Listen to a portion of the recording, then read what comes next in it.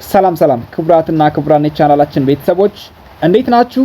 ዛሬም እንደተለመደው ጠቃሚ በሆነ የህግ ምክርና ትንታኔ ተመልሻለሁ። ወራሽ ለመሆን የሚያስፈልጉ ቅድመ ሁኔታዎችን ዛሬ አንድ በአንድ ዘርዘር ባለ ሁኔታ የምነግራችሁ ነው የሚሆነው። ለዚህ አስተማሪ ቻናል አዲስ ከሆናችሁ ሳብስክራይብ በማድረግ እንድትቀላቀሉ እጋብዛለሁ። ምክንያቱም ወደፊት የተለያዩ ጠቃሚ ቪዲዮዎችን ስንሰራ ወደ እናንተ እንዲደርሳችሁ ማለት ነው።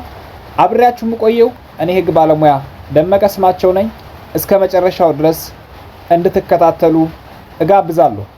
እንግዲህ ወደ ቻናላችን ቤተሰቦች በውርስ ህጋችን መሰረት የሟች ሀብት ንብረት በውርስ ለወራሾች የሚተላለፈው በዋናነት በሁለት አይነት መንገድ ነው።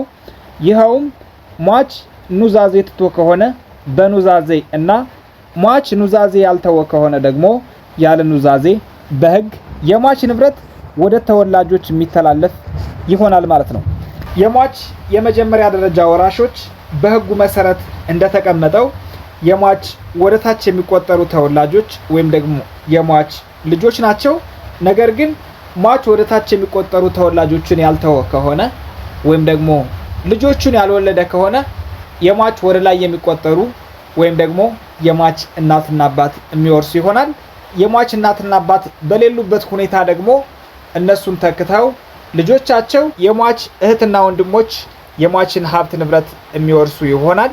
እነሱ በሌሉ ጊዜም የሟች አያቶች እያለ የሚሄድ ነው የሚሆነው ማለት ነው። ነገር ግን እነዚህ አሁን የጠቀስኳቸው ወራሾች ወራሽ ለመሆን የሟችን ሀብት ንብረት ለመውረስ የሚያስፈልጋቸው ቅድመ ሁኔታ አለ። ስለዚህ እሱን ነው እምነግራችሁ። እስከ መጨረሻው ድረስ እንድትከታተሉ እጋብዛለሁ። እንግዲህ ወደ ቻናላችን ቤተሰቦች ለሟቹ ሀብት ወራሽ ለመሆን የመጀመሪያው የሚያስፈልገው ቅድመ ሁኔታ በህይወት ያለ መሆን ነው። ይኸውም ማለት ሟች በሚሞትበት ሰዓት ወራሽ የሆነ ሰው ወይም ደግሞ ከዚህ በፊት የዘረዘርኳቸው ሰዎች ወራሽ ለመሆን በህይወት ያሉ መሆን አለባቸው ማለት ነው። ይኸውም ማለት አስቀድመው ከሟች በፊት የሞቱ መሆን የለባቸውም ወይም ደግሞ የመጥፋት ውሳኔ በፍርድ ቤት ዲክላር የሆነባቸው ወይም ደግሞ የተወሰነባቸው መሆን የለባቸውም። ነገር ግን በልዩ ሁኔታ ከሟች በፊት ለምሳሌ የሞተው ሟች ልጅ የሞተው ከአባት በፊት ከሆነና ያ የሞተው አስቀድሞ የሞተው ልጅ ወደታች የሚቆጠሩ ወራሾች ትቶ ከሆነ እሱን ተተክቶ ልጆቹ የአያታቸውን ሀብት ንብረት መውረስ የሚችሉበት ሁኔታ አለ። ይህ እንደተጠበቀ ሆኖ በህይወት ያሉ መሆን ይጠበቅባቸዋል ማለት ነው። ይሄ ወራሽ ለመሆን የመጀመሪያው ቅድመ ሁኔታ ሲሆን፣ በሁለተኛ ደረጃ ደግሞ ለሟቹ ሀብት ወራሽ ለመሆን ሁለተኛው የሚያስፈልገው ቅድመ ሁኔታ ለወራሽነት የማይገባ አለመሆን ነው። ይኸውም እንግዲህ ወደ ቻናላችን ቤተሰቦች ለወራሽነት የማይገባ አለመሆን ማለት የሟችን ሀብት ንብረት ለመውረስ የሚገባ ሆኖ መገኘት መቻል አለበት ማለት ነው። የሚገባ ሆኖ መገኘት መቻል አለበት ማለት ነው። እንግዲህ በውርስ ህጋችን አንቀጽ 838 ላይ የሟችን ሀብት ንብረት ለመውረስ ያልተገባ ስለመሆን ብሎ በርካታ ምክንያቶቹን ዘርዝሮ እናገኘዋለን። ይሄውም ሟቹን ለመውረስ የማይገባ ነው ተብሎ የወራሽነት መብቱን የሚያጣው አንድ ወራሽ ማለት ነው። የሚያጣው አንደኛ ሟቹን ወይም የሟቹን ወደታች የሚቆጠሩ ተወላጆች ወይም ደግሞ ልጆች ማለት ነው። ወይም ደግሞ ወደ ላይ የሚቆጠሩ ወላጆች የሟቹን ወላጆች ማለት ነው። አንዱን ወይም የሟቹን ባል ሚስት ከሆነች የሟቹን ባል ከሆነ ደግሞ የሞተው የሟቹን ሚስት አስቦ በመግደል የተፈረደበት ከሆነ ነው። የተፈረደበት ከሆነ ነው። ውድ ቻናላችን ቤተሰቦች አስቦ በመግደል በመጀመሪያ አስቦ እነዚህን ከላይ የዘረዘርኳቸውን ሰዎች አስቦ መግደል አለበት።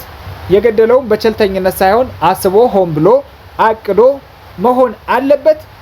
አስቦ መግደል ብቻ ሳይሆን ከገደለ በኋላ የተፈረደበት መሆን አለበት። እንደዚህ ከሆነ የሟችን ሀብት ንብረት ለመውረስ ያልተገባ ተብሎ በህጉ ተቀምጧል ማለት ነው። በሁለተኛ ደረጃ ከነዚህ ሰዎች መካከል አንደኛውን ለመግደል በመሞከር የተቀጣ ከሆነ ነው።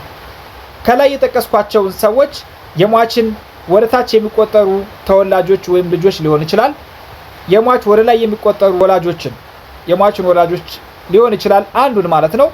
ወይም የሟችን ባል ወይም ደግሞ የሟችን ሚስት አስቦ በመግደል ብቻ ሳይሆን ለመግደል ለመግደል ከሞከረ በኋላ ደግሞ የተቀጣ መሆን አለበት። እንደዚህ ከሆነ ይሄ ወራሽ የሟችን ሀብት ንብረት ለመውረስ ያልተገባ ተብሎ በሕጉ መሰረት ከውርሱ ይነቀላል ማለት ነው። በሶስተኛ ደረጃ በሐሰት በወንጀል ወይም በሐሰት ምስክርነት።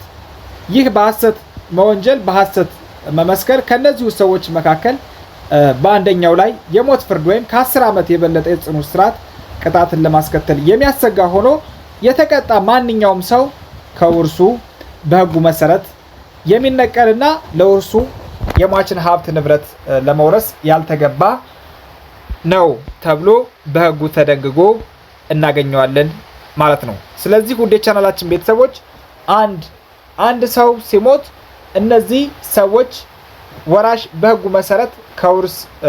መሰረት ከውርስ እንደሚነቀሉ ማወቅ ያስፈልጋል። ለውርሱ ያልተገቡ ሰዎች መሆናቸውን ማወቅ ያስፈልጋል ማለት ነው። ከዚህ ውጪ ያሉ ሌሎቹ ምክንያቶች ደግሞ በፍትሐ ብሔር ሕጋችን አንቀጽ 840 ላይ ተደንግገው እናገኛቸዋለን።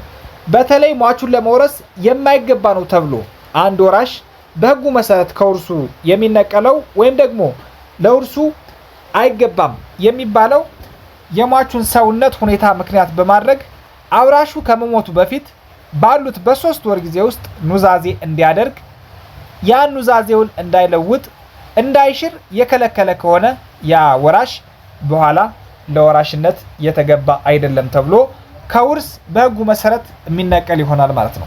ስለዚህ ውድ ቻናላችን ቤተሰቦች ሟች ከመሞቱ በፊት አስቀድሞ ባሉት በ3 ወራት ጊዜ ውስጥ ሟችን ለሱ ኑዛዜ እንዲያደርግ ያ ኑዛዜ እንዳይለውጥ እንዳይሽር የከለከለ ከሆነ ከውርሱ የሚነቀል ይሆናል ማለት ነው በሕጉ መሰረት። ሌላው አስቦ ያለሟቹ ፈቃድ የሟቹን የመጨረሻ ኑዛዜ ያበላሸ ከሆነ እንዳይገኝ ያደረገ ያጠፋ ከሆነ ሟቹ ያደረገውን ኑዛዜ ማለት ነው ወይም ደግሞ ጉዳዩን በማወቅ በሐሰት ኑዛዜ የተጠቀመ የወራሽነት መብቱን እንደሚያጣ በፍትሐ ብሔር ሕጋችን አንቀጽ 840 ላይ ተደንግጎ እናገኘዋለን ማለት ነው። ነገር ግን ወራሹ እነዚህን ነገሮች ያደረገ ቢሆንም እንኳ ሟቹ በግልጽ በሆነ ጽሑፍ ወራሹን ይቅርታ ያደረገለት መሆኑን አስታውቆ ከሆነ ከውርስ በሕጉ መሰረት የመነቀሉ ወይም ደግሞ ለውርሱ አይገባም የማለቱ ጉዳይ ቀሪ ይሆናል ማለት ነው። እንግዲህ ወደ ቻናላችን ቤተሰቦች እስከዚህ ድረስ የነገርኳችሁ አንድ በሕግ ወራሽ የተባለ ሰው ለመውረስ የሚያበቁትን ቅድመ ሁኔታዎች ነው። እነዚህም በሕይወት ያለ መሆንና ሟቹ በሞተበት ጊዜ በሕይወት ያለ መሆንና ለወራሽነት ያልተገባ አለመሆን ናቸው። ለወራሽነት ያልተገባ አለመሆን ማለት ምን ማለት እንደሆነም በግልጽ ተመልክተናል። ለዛሬ እዚሁ ጋር ይበቃናል። በቀጣይ በሌላ ጠቃሚ የሆነ የሕግ ምክርና ትንታኔ እንገናኛለን። አሁንም ለዚሁ ቻናል አዲስ ከሆናችሁ ሳብስክራይብ በማድረግ ተቀላቀሉን። እንዲሁም ቪዲዮውን ላይክ አድርጉት፣ ለሌሎች ጓደኞቻችሁ ሼር አድርጉላቸው ይጠቀሙበት። ኮሜንት ካላችሁም ኮሜንት ማስቀመጫ ቦክሱ ላይ ማስቀመጥ ትችላላችሁ።